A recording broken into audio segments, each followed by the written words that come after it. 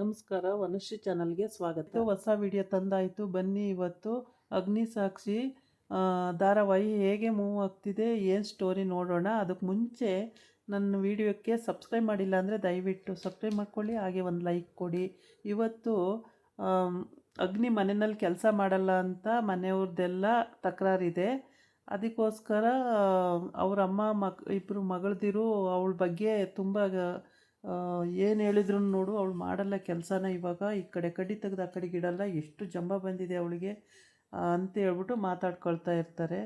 ಆಮೇಲೆ ಈ ಕಡೆ ಅವರ ಮಾವಂಗಂತೂ ತುಂಬ ಖುಷಿಯಾಗಿದೆ ಅಗ್ನಿ ಇವಳು ಸಾಕ್ಷಿಗೆ ಕೆಲಸ ಸಿಕ್ಕಿರೋದು. ಸಾಕ್ಷಿ ಮಾವ ಏನು ಮಾಡೋದು ಮಾವ, ಸರ್ಟಿಫಿಕೇಟ್ ಇಲ್ಲ, ಕೇಳಿದ್ರೆ ಏನು ಹೇಳೋದು ಮಾವ ಅಂತ ಅವಳು ಗೋಳಾಡ್ತಿರ್ತಾಳೆ.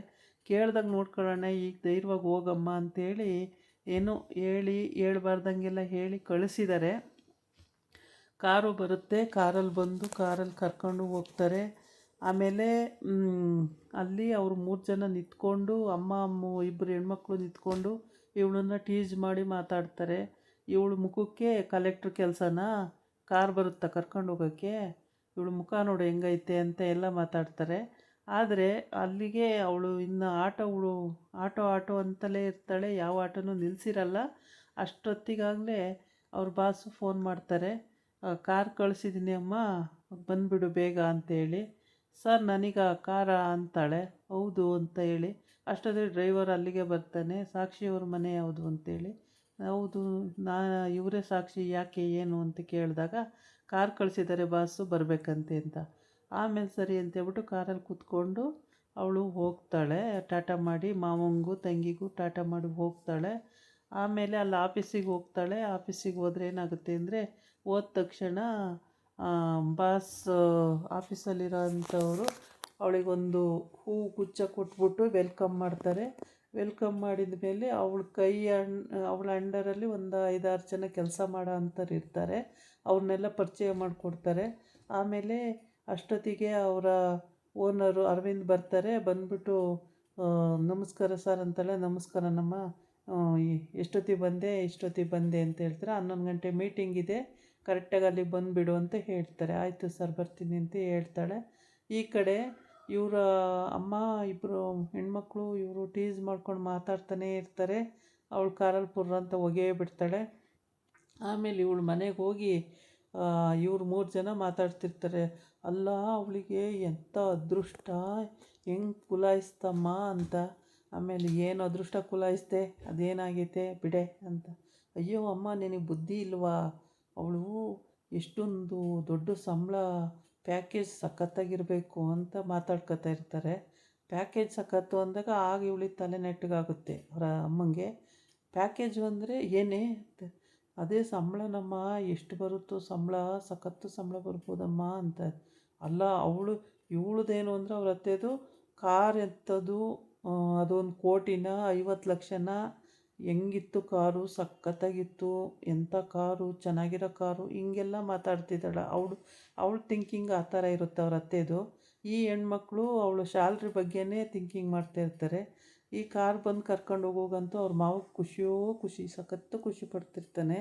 ಆಮೇಲೆ ಅಲ್ಲಿ ಫೋನ್ ಮಾಡಿ ಹೇಳಿದಾಗ ಮಾವ ಹಿಂಗೆ ಅಂತೆ ಮಾವ ಅಂದಾಗಲಂತೂ ಕಾರ್ ಬರುತ್ತಂತೆ ಇನ್ನೂ ಖುಷಿ ಪಡ್ತಾನೆ, ಸಖತ್ತು ಖುಷಿ ಪಡ್ತಾನೆ. ತಂಗಿನೂ ಕೂಡ ಖುಷಿ ಪಡ್ತಾಳೆ. ಸಖತ್ತು ಇಷ್ಟಪಟ್ಟು ಕೆಲಸಕ್ಕೆ ಕಳಿಸ್ತಾ ಇರ್ತಾರೆ ಮಾವನೂ ಮತ್ತು ತಂಗಿನೂ.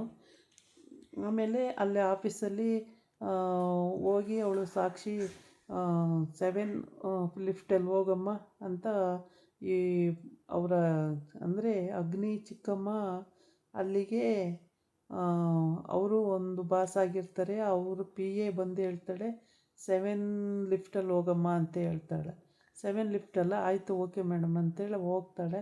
ಅಲ್ಲಿ ಲಿಫ್ಟಲ್ಲಿ ಹೋಗ್ಬೇಕಾದ್ರೆ ಲಿಫ್ಟು ಕೆಟ್ಟೋಗ್ಬಿಡುತ್ತೆ. ಕೆಟ್ಟೋಗಲ್ಲ, ಇವರೇ ಏನೋ ಮಾಡ್ತಾರೆ ಅಮ್ಮ ಮಗ ಇಬ್ಬರು ಸೇರಿಕೊಂಡು. ಈ ಕಡೆ ಬಂದು ಬಾಯಿ ಮೇಲೆ ಕೈ ಇಟ್ಕೋತಾಳೆ. ಕಾರ್ ಬಂದು ಕರ್ಕೋಗ್ತಿದೆಯಲ್ಲೇ ಅವಳನ್ನ, ನಾವೇನೋ ಅಂದ್ಕೊಂಡಿದ್ವಲ್ಲೇ ಅಂತ ಹೇಳ್ಬಿಟ್ಟು ಬಾಯಿ ಮೇಲೆ ಕೈ ಇಟ್ಕೊಂಡು ಆಶ್ಚರ್ಯ ಪಡ್ತಿರ್ತಾಳೆ. ಅದಕ್ಕೆ ಆಮೇಲೆ ಕಳಿಸ್ಬಿಟ್ಟು ಗಂಡ ಬರ್ತಾನೆ. ಗಂಡ ಬಂದ್ಬಿಟ್ಟು ಹೊಟ್ಟೆ ಉರಿ ಮಾಡೋದು ಕಡಿಮೆ ಮಾಡ್ಕೊ, ನಿನ್ನ ಮಕ್ಕಳಿಗೂ ಒಳ್ಳೆಯದಾಗುತ್ತೆ. ಇಲ್ಲಾಂದರೆ ನಿಮ್ಮ ಅಮ್ಮನ ಜೊತೆ ಇದ್ದರೆ ನೀವು ಹಂಗೆ ಕಲ್ತು ಬಿಡ್ತೀರಾ, ನಿಮ್ಮ ಅಮ್ಮನ ಬಿಟ್ಟು ಬನ್ನಿ ಫಸ್ಟು ನಂತರ ಇರಿರಂತೆ ಅಂತ ಹಿಂಗೆ ತಮಾಷೆ ಮಾಡ್ತಾನೆ. ಆಮೇಲೆ ಅವಳು ಒಳಗಡೆ ಹೋಗ್ಬಿಟ್ಟು ಮೊಸರನ್ನ ಹಾಕ್ಕೊಂಡು ಅದಕ್ಕೆ ಉಪ್ಪು ಹಾಕ್ಕೊಂಡು ಎಲ್ಲ ಕಲಿಸ್ಕೊಂಡು ದಪ್ಪಗೆ ಉಪ್ಪು ಮಾಡ್ಕೊಂಡು ನುಂಗ್ತಾ ಇರ್ತಾಳೆ ಅವರತ್ತೆ. ಅಂದರೆ ಅಷ್ಟು ಹೊಟ್ಟೆ ಉರಿ ಅವಳಿಗೆ. ಅಂದರೆ ಎಲ್ಲದರಲ್ಲೂ ಒಳ್ಳೇದಾಗ್ತಿದ್ದಾಳಲ್ಲ ಇವಳು ಸಾಕ್ಷಿ ಅಂತ ಹೇಳ್ಬಿಟ್ಟು ಹೊಟ್ಟೆ ಉರಿ, ಅಷ್ಟು ಹೊಟ್ಟೆ ಉರಿಗೆ ಪಡುತ್ತಿರ್ತಾಳೆ. ಅಲ್ಲಿ ಹೂಗುಚ್ಛ ಕೊಟ್ಟಿರ್ತಾರೆ ಆಫೀಸಲ್ಲಿ, ಅದನ್ನ ಇಟ್ಕೊಂಡು ಅವರು ಇಂತಿಂಥ ಕೆಲಸ ಹಿಂಗೆ ಮಾತಾಡಬೇಕು ಅಂತೆಲ್ಲ ಪರಿಚಯ ಮಾಡಿಕೊಟ್ಟು ಹೇಳ್ತಾ ಇರ್ತಾರೆ. ಆಯಿತು ಸರ್, ಓಕೆ ಸರ್ ಅಂತ ಹೇಳ್ತಿರ್ತಾಳೆ. ಆಮೇಲೆ ಅಷ್ಟೊತ್ತಿಗೆ ತಂಗಿ ಫೋನ್ ಮಾಡ್ತಾಳೆ. ತಂಗಿ ಫೋನ್ ಪಿಕ್ ಮಾಡ್ಕೊಂಡು ಮಾತಾಡ್ಕೊಂಡು ಹೋಗ್ತಿರ್ತಾಳೆ. ಅಷ್ಟೊತ್ತಿಗೆ ಏನು 24 ಗಂಟೆ ಫೋನಲ್ಲೇ ಇರೋದಾ, ಡ್ಯೂಟಿ ಮಾಡ್ತೀಯಾ ನೀನು, ಯಾವಾಗಲೂ ಫೋನಲ್ಲೇ ಇರ್ತೀಯಲ್ಲ ಅಂತ ಬರ್ತಾಳೆ ಅವಳು. ಬಂದುಬಿಟ್ಟು ಇಲ್ಲ ಇಲ್ಲ ಮೇಡಮ್ ಹಂಗೇನಿಲ್ಲ, ಸುಮ್ಮನೆ ಒಂದು ಕಾಲ್ ಬಂದಿತ್ತು ಅಷ್ಟು ಮಾತಾಡ್ತಿದ್ದೆ ಅಂತ. ಅಷ್ಟೊತ್ತಿಗೆ ಅರವಿಂದ ತಂಗಿ ಬರ್ತಾಳೆ. ತಂಗಿ ಮಗ ಬಂದು ವ್ಯಂಗ್ಯವಾಗಿ ಮಾತಾಡ್ತಾರೆ ಅವಳನ್ನು ನೋಡಿಬಿಟ್ಟು. ಇವಳು ಯಾರು, ಹೊಸ ಕ್ಯಾಂಡಿಡೇಟು ಅಂತ. ಇವರೇ ಅರವಿಂದ ಸರ್ ಪಿ ಎ ಅಂತ ಅಂದಾಗ, ಹೌದಾ, ಓಕೆ, ಇಂಥ ಕೆಲಸ ಮಾಡಬೇಕು ಹೇಳು ಅಂತ ಹೇಳಿ ಹೋಗ್ತಾರೆ.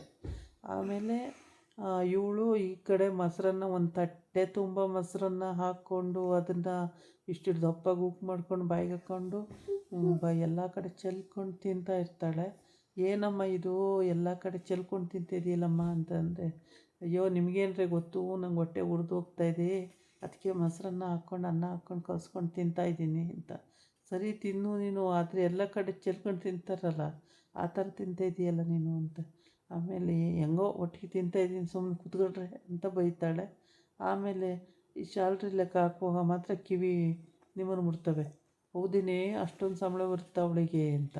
ಹೌದಮ್ಮ, ತುಂಬ ಸಂಬಳ ಬರೋ ಕಡೆನೇ ಕೆಲ್ಸಕ್ಕೆ ಹೋಗಿದ್ದಾಳೆ. ಹೌದು, ಕೆಲಸ ಸಿಗುತ್ತೆ ಅವಳಿಗೆ, ಒಳ್ಳೆ ಪೇಮೆಂಟು ಇದೆ ಅಂತ ಎಲ್ಲ ಹೇಳ್ತವೆ ಆ ಹೆಣ್ಮಕ್ಳು.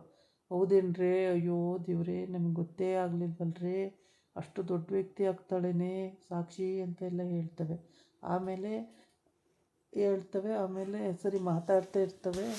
ಇವೆಲ್ಲ ಕುತ್ಕೊಂಡು ಪ್ಯಾಕೇಜ್ ಬಗ್ಗೆನೇ ಮಾತು, ಯಾವಾಗ ನೋಡಿದ್ರು ಪ್ಯಾಕೇಜು. ಅವಳಿಗೆ ಅಷ್ಟು ಸಂಬಳ ಬರ್ಬೋದು, ಇಷ್ಟು ಸಂಬಳ ಬರ್ಬೋದು, ಅವಳನ್ನ ನಿಷ್ಠುರ ಮಾಡ್ಕೊಳ್ಳೋದು ಬೇಡ, ಎದುರಾಕೊಳ್ಳೋದು ಬೇಡ, ಹೀಗೆ ಮಾತಾಡ್ತಿರ್ತೇವೆ. ಆಮೇಲೆ ಅಗ್ನಿನೂ ಕೂಡ ಆಫೀಸಿಗೆ ಬಂದಿರ್ತಾನೆ, ಆದರೆ ಇವರಿಬ್ಬರು ಭೇಟಿ ಆಗಿರಲ್ಲ. ಅಲ್ಲಿ ಅರವಿಂದ್ ಸರ್ ಹತ್ರ ಮಾತಾಡ್ತಿರ್ಬೇಕಾದ್ರು ಅಗ್ನಿ ಅಷ್ಟು ದೂರದಿಂದ ಬರ್ತಿರ್ತಾನೆ. ಅಷ್ಟೊತ್ತಿಗೆ ಇವರು ಹಾಯ್ ಬಾಯ್ ಅಂದ್ಕೊಂಡು ಒಬ್ರು ಆ ಕಡೆ ಒಬ್ರು ಈ ಕಡೆ ಹೋಗಿರ್ತಾರೆ. ಲಿಫ್ಟಲ್ಲಿ ಸಿಕ್ಕಾಕೊಂಡಾಗ ಮಾತ್ರ ಅದು ಡೈರೆಕ್ಟು ಅಗ್ನಿಗೆ ಹೋಗುತ್ತೆ ಆ ಫೋನು. ಆವಾಗ ಒಬ್ಬಳು ಹೆಣ್ಮಗಳಲ್ವ ಅಂತ ಬಂದುಬಿಟ್ಟು ಅವಳನ್ನ ಕಾಪಾಡ್ತಾನೆ ಅನಿಸುತ್ತೆ. ಇದು ಇವತ್ತಿನ ಎಪಿಸೋಡಲ್ಲಿ ಬರಲ್ಲ, ನಾಳಿನ ಎಪಿಸೋಡಲ್ಲಿ ಬರುತ್ತೆ. ಓಕೆ. ಆಮೇಲೆ ಅಗ್ನಿ ಹತ್ರಕ್ಕೆ ಹೋಗಿ ನೋಡೋಣ ಅನ್ನೋ ಅಷ್ಟರೊಳಗೆ ಪಾಸ್ ಆಗ್ಬಿಡ್ತಾಳೆ. ಅಲ್ಲೂ ನೋಡೋಕ್ಕಾಗಲ್ಲ. ಅರವಿಂದ್ ಸರ್ ಪಿ ಅಂತ ಆಗಿರುತ್ತೆ. ಯಾರು ಆ ವ್ಯಕ್ತಿ ಅಂತ ನೋಡೋಣ ಅನ್ನೋ ಅಷ್ಟರೊಳಗೆ ಅಲ್ಲೂ ಪಾಸಾಗಿರ್ತಾಳೆ. ಇವರಿಗೆಲ್ಲ ಗೊತ್ತಿರುತ್ತೆ, ಆದರೆ ಅಲ್ಲಿ ಜಗಳಾಡಿದ್ದು ಆ ಹುಡುಗಿನೇ ಅಂತ ಇವ್ರ ಮನೆಯವ್ರಿಗೆ ಯಾರಿಗೂ ಗೊತ್ತಿಲ್ಲ. ಅಗ್ನಿ ಮನೆಯವರಿಗೆ ಯಾರಿಗೂ ಗೊತ್ತಿಲ್ಲ. ಹಾಗಾಗಿ ಅವಳ ಬಗ್ಗೆ ಅಷ್ಟು ಇನ್ಫಾರ್ಮೇಷನ್ನು ಗೊತ್ತಿಲ್ಲ. ಅವ್ರ ತಮ್ಮನೇ ಕರ್ಕೊಬಂದು ಮತ್ತು ಹಂಗೇ ವಾಪಸ್ಸು ಕಳಿಸಿರೋದು. ಅಂದರೆ ಫೋಟೋ ತೆಕ್ಕೊಂಡು ಬಂದಿರ್ತಾನೆ. ಆ ಫೋಟೋದಲ್ಲಿ ಆ ಥರ ಇರುತ್ತೆ. ಇವರು ಅಷ್ಟೇ ಫಸ್ಟು ಸ್ಟಾರ್ಟಿಂಗ್ಸ್ ಕೆಲ್ಸಕ್ಕೆ ಬಂದಾಗ ಫೋಟೋ ತೆಕ್ಕೋಬೇಕು ನಿಂತ್ಕೊಳ್ಳಿ ಮೇಡಮ್ ಅಂತೇಳಿ ಕೆಲವೊಂದು ಫೋಟೋ ತಗೊಂಡಿದ್ದಾರೆ. ಮಾವನಿಗೂ ಅಷ್ಟೇ ಫುಲ್ಲು ಖುಷಿಯೋ ಖುಷಿ, ಹೇಳ್ಕೊಳ್ಳಾರ್ದಂಥ ಖುಷಿ ಆಗುತ್ತೆ ಮಾವನಿಗೆ. ಆಮೇಲೆ ಹೆಂಡ್ತಿಗೂ ಬೈತಾನೆ, ನೋಡು ಮಾಡಿದುಂಡ ಮಾರಾಯ ಅಂತೇಳಿ ನೀವು ಎಷ್ಟು ಹೊಟ್ಟೆ ಉರಿ ಪಟ್ರು ಆ ಮಗು ಎಷ್ಟು ಕಷ್ಟಪಟ್ಟು ಇವತ್ತು ಎಷ್ಟು ಸುಖವಾದಂಥ ಕೆಲಸ ಸಿಕ್ಕಿದೆ. ನಿಜವಾಗ್ಲೂ ಆ ಮಗು ಅಷ್ಟು ನೊಂದಿತ್ತು, ಇವತ್ತು ಆ ಮಗು ತುಂಬ ಚೆನ್ನಾಗಿದೆ ಅಂತೆಲ್ಲ ಹೇಳ್ತಾನೆ. ಆಮೇಲೆ ಇರಲಿ ಬಿಡಿ ಮಾವ, ಅದೆಲ್ಲ ಹೇಳೋದು ಬೇಡ, ಬಿಡಿ ಮಾವ ಅಂತಾಳೆ. ಆದರೆ ಅವನು ಬಿಡಲ್ಲ, ಹೇಳ್ತಾ ಇರ್ತಾನೆ. ಆಮೇಲೆ ಇವಳು ಹಂಗೋ ಹಿಂಗೋ ಹೋಗಿದ್ದಾಳೆ, ಆದರೆ ಲಿಫ್ಟಲ್ಲಿ ಸಿಕ್ಕಾಕೊಬಿಡ್ತಾಳೆ ಲಾಸ್ಟಲ್ಲಿ. ಆಗ ತಂಗಿ ಹತ್ರ ಮಾತಾಡ್ಕೊಂಡು ಹೋಗ್ತಿರ್ತಾಳೆ. ಆಯಿತು ಇಟ್ಬಿಡ್ತೀನಿ ಇವಾಗ, ಈ ಕೆಲಸ ಇದೆ ಅಂತ ಹೇಳಿ ಇಟ್ಟು ಅಲ್ಲಿ ನೋಡಿದ್ರೆ ಲಿಫ್ಟಿಗೆ ಹೋಗ್ತಾಳೆ. ಪಾಪ ಅವಳು ಹೇಳಿರೋ ಲಿಫ್ಟಿಗೆ ಹೋಗ್ತಾಳೆ. ಹೋದರೂ ಅಲ್ಲಿ ಸಿಕ್ಕಾಕೊಬಿಡ್ತಾಳೆ. ಆಮೇಲೆ ಆ ಕಡೆನೂ ಬರೋಕ್ಕಾಗಲ್ಲ, ಈ ಕಡೆನೂ ಬರೋಕ್ಕಾಗಲ್ಲ. ಪಾಪ ಸಖತ್ ಹಿಂಸೆ ಆಗುತ್ತೆ. ಒಂದ್ಸಲಿ ಫೋನ್ ಅಟೆಂಡ್ ಮಾಡಿರ್ತಾಳೆ, ಪುನಃ ಫೋನ್ ಬರುತ್ತೆ. ಅದಕ್ಕೆ ಇವಳಿಗೆ ಉರಿ ಹತ್ಕೊಬಿಡುತ್ತೆ ಈ ಪ್ಯೂನಿಗೆ. ಯಾವಾಗಲೂ 24 ಗಂಟೆ ಫೋನಲ್ಲೇ ಇರ್ತಾರ, ಬೇರೆ ಕೆಲಸ ಯಾವುದೂ ಇಲ್ವಾ ಅಂತೇಳಿ ಬೈದೇ ಬಿಡ್ತಾಳೆ. ಆಮೇಲೆ ಸರಿ ಅಂತೇಳ್ಬಿಟ್ಟು ನೀವು ಬರಲ್ವಾ ಮೇಡಮ್ ಅಂತ ಕೇಳ್ತಾಳೆ ಸಾಕ್ಷಿ. ಇಲ್ಲ, ನಾನು ಒಂದು ಕಾಲಿದೆ, ಅಟೆಂಡ್ ಮಾಡಿ ಬರಬೇಕು, ನೀವು ಹೋಗಿರು ಅಂತ ಹೇಳ್ತಾಳೆ. ಸರಿ ಮೇಡಮ್ ಅಂತೇಳಿ ಇವಳು ಹೋಗ್ತಾಳೆ. 7 ಲಿಫ್ಟು ಅಂತಲೇ ಪರ್ಫೆಕ್ಟಾಗಿ ಹೇಳಿರೋದ್ರಿಂದ ಅವಳು ಪಾಪ 7 ಲಿಫ್ಟಿಗೆ ವೆಯ್ಟ್ ಮಾಡ್ತಾ ಇರ್ತಾಳೆ ಕೂತ್ಕೊಂಡು. ಅಷ್ಟೊತ್ತಿಗೆ ಬರುತ್ತೆ ಅಲ್ಲಿಗೆ. ಆಮೇಲೆ ಅಲ್ಲಿ ಲಿಫ್ಟ್ ಒಳಗಡೆ ಹೋಗ್ತಾಳೆ. ಹೋದರೆ ಏನಾಗುತ್ತೆ, ಸ್ವಲ್ಪ ಹೋದ ತಕ್ಷಣವೇ ಸ್ವಿಚ್ ಆಫ್ ಆಗಿಬಿಡುತ್ತೆ. ಅವಳು ಅದ್ಮಿಡ್ತಾಳಷ್ಟೇ ನಂಬರ್ನ, ಅಷ್ಟೊತ್ತಿಗೆ ಸ್ವಿಚ್ ಆಫ್ ಆಗಿಬಿಡುತ್ತೆ. ಅದು ಸ್ವಿಚ್ ಆಫ್ ಆದ ತಕ್ಷಣ ಅಲ್ಲೇ ನಿಂತುಬಿಡುತ್ತೆ. ಇವಳು ಜೋರು ಒಳಗೆ ಸ್ಟಾರ್ಟ್ ಆಯ್ತಾಳೆ, ಯಾರು ಕಾಪಾಡಿ ನನ್ನ, ಯಾರು ಕಾಪಾಡಿ ನನ್ನ, ಯಾರು ಕಾಪಾಡಿ ನನ್ನ. ಯಾರು ಬರಲ್ಲ ಅಂತ ಗೊತ್ತಾಗಿಯೇ ಆ